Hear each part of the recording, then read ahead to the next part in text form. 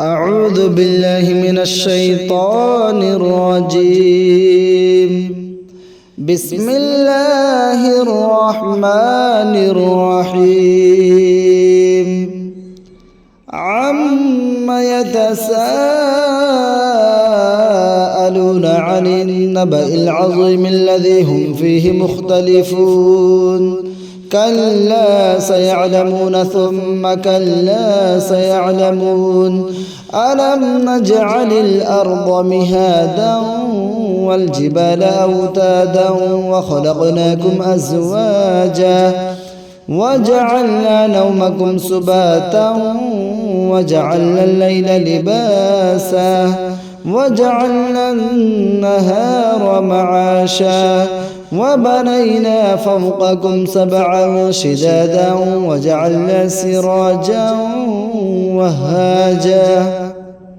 وأنزلنا من المعصرات ماء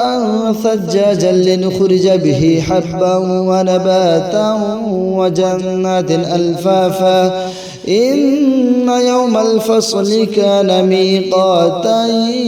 يوم ينفخ في الصور فتأتون أفواجا وفتحت السماء فكانت أبوابا وسيرت الجبال فكانت سرابا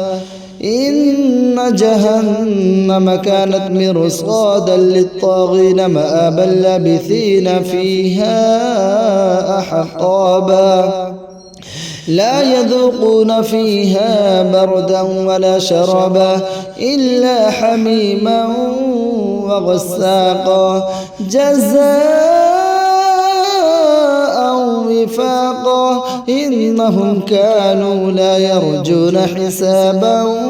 وكذبوا بآياتنا كذابا وكل شيء أحصيناه كتابا فذوقوا فلن نزيدكم إلا عذابا إن للمتقين مفازا حدائق وأعنابا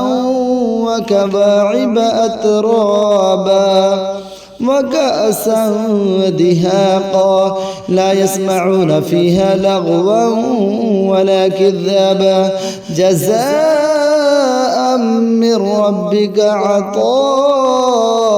حسابا رب السماوات والأرض وما بينهما الرحمن لا يملكون منه خطابا يوم يقوم الروح والملائكة صفا لا يتكلمون إلا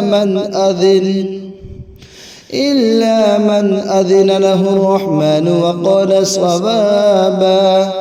ذلك اليوم الحق فمن شاء اتخذ إلى ربه مآبا إنا أنذرناكم عذابا قريبا